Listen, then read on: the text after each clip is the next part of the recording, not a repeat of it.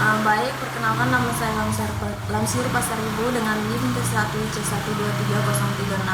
Di sini saya akan mempresentasikan tentang tanaman botani. Yang pertama itu ada nipa dan yang kedua itu jernang.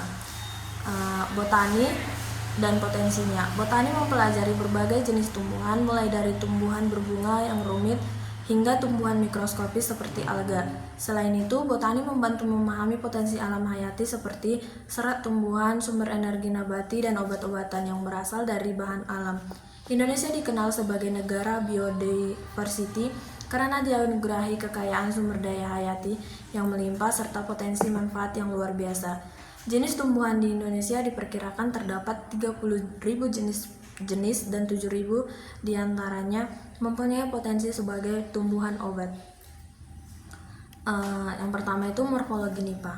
Nipa atau Nipa fructicans termasuk tanaman dari suku Palmae, tumbuhan di sepanjang sungai yang terpengaruh pasang surut air laut. Tumbuhan ini dikelompokkan pula ke dalam tanaman hutan mangrove. Tanaman tumbuh rapat bersama, seringkali membentuk komunitas murni yang luas di sepanjang sungai dekat muara hingga sungai dengan air payau. Buahnya membulat seperti buah pandan dengan panjang bonggol hingga 45 cm. Sebaran jenis tanaman ini utamanya di daerah ekuator, melebar dari Sri Lanka ke Asia Tenggara hingga Australia Utara. Luas areal pertanaman nipa di Indonesia diperkirakan 70.000 hektar, yang terluas dibandingkan dengan Papua Nugini di mana 500.000 hektar dan Filipina 8.000 hektar. Bagian nipa seperti daun, pelepah, batang, buah, dan nira memiliki kandungan berbeda. Daun kaya akan serat, lignin, dan selulosa. Buah mengandung karbohidrat, protein, lemak, dan mineral seperti kalium dan magnesium. Pelepah batang kaya akan selulosa dan lignin. Sedangkan nira manis mengandung glukosa dan fruktosa. Di sini ada produk turunan dari nipa. Yang pertama itu berasal dari buah dengan gula nipa. Gula nipa diperoleh melalui pengolahan nira atau cairan manis yang diperoleh dari tandan bunga sebelum mekar. Yang kedua itu sirup, dibuat dari nira yang tersadap dari buah nipa. Yang ketiga, tepung. Tepung nipa berasal dari buah nipa yang sudah tua. Yang keempat itu ada selai dan jus. Buah nipa yang masih muda juga bisa diolah menjadi selai dan jus. Produk turunan dari daun ada sebagai atap rumah, kerajinan tangan, bahan pangan, sapu lidi, dan bahan baku pulp. Yang ketiga dari pelepah dan batang sebagai kayu bakar dan obat tradisional.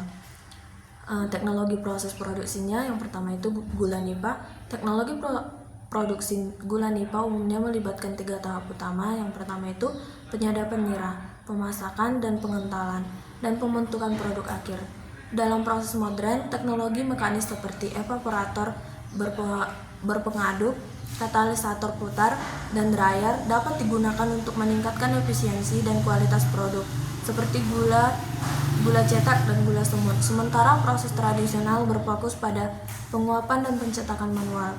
Yang kedua itu tepung nipa. Proses produksi tepung nipa umumnya melibatkan pemisahan daging buah dari tempurung, pembersihan, pengukusan atau perebusan, hingga pengirisan, penghancuran menjadi bubur, pengeringan, lalu penggilingan dan pengayakan hingga menjadi tepung halus. Kunci utama keberhasilannya adalah penggunaan daging buah nipa yang tua agar kadar airnya sedikit dan teksturnya tidak terlalu lunak.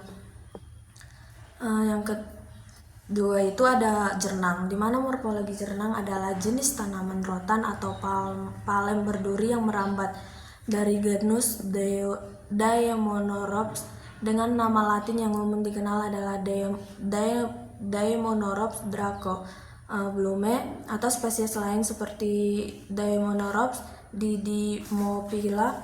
Tanaman ini memiliki ciri morfologis berupa batang yang berbuku-buku atau beruas-ruas, seringkali berduri, dengan daun majemuk dan pelepah daun yang menutupi ruas batang dan biasanya tumbuh merambat pada pohon-pohon lain di sekitarnya. Tanaman jernang berasal dari hutan hujan tropis di Asia Tenggara dan di Indonesia.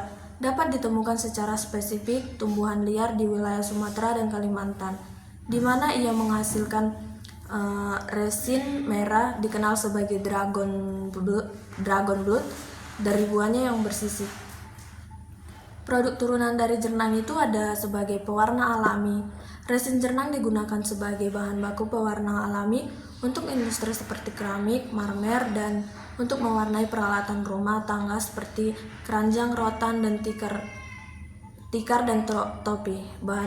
Sebagai bahan obat juga, senyawa kimia di dalam resin jernang bermanfaat sebagai obat tradisional, antara lain untuk antimikroba, penyembuhan luka, sakit gigi, ambeien, dan pendarahan. Ekstrak dari buah, kulit, dan biji jernang juga memiliki potensi sebagai bahan bioaktif. Yang ketiga itu ada minyak wangi. Resin jernang dapat digunakan sebagai bahan baku pembuatan minyak wangi dupa. Jernang juga dimanfaatkan sebagai bahan dasar pembuatan dupa. Yang kelima itu ada kerajinan tangan. Jernang digunakan sebagai bahan pewarna atau untuk berbagai kerajinan tangan berbahan rotan. Di sini contoh gambar dari produk turunan jernang. Untuk teknologi proses produksi, yang pertama itu kerajinan tangan. Teknologi proses produksi kerajinan tangan dari rotan meliputi persiapan bahan baku, pembersihan, pengawatan, pengeringan, pembentukan kerangka, penganyaman dengan berbagai teknis, pembentukan seperti bending dan pemanasan, dan penyelesaian akhir, ampas, pewarna, pelapisan. Peralatan yang digunakan bervariasi dari manual, dari gergaji, palu, kompor tombak, hingga mesin potong, mesin las, kompresor. Yang kedua ada teknologi proses produksi pewarna alami jernang. Umumnya melibatkan ekstraksi resin dari buah rotan jernang yang dimana spesies Daemonoropes. Metode utama yang digunakan adalah ekstraksi kering atau tradisional dan ekstraksi basah menggunakan pelarut dengan ekstraksi pelarut. Seperti maserasi menjadi metode yang disukai untuk mendapatkan resin yang lebih merdu. Baik, cukup sekian presentasi saya ucapkan terima kasih.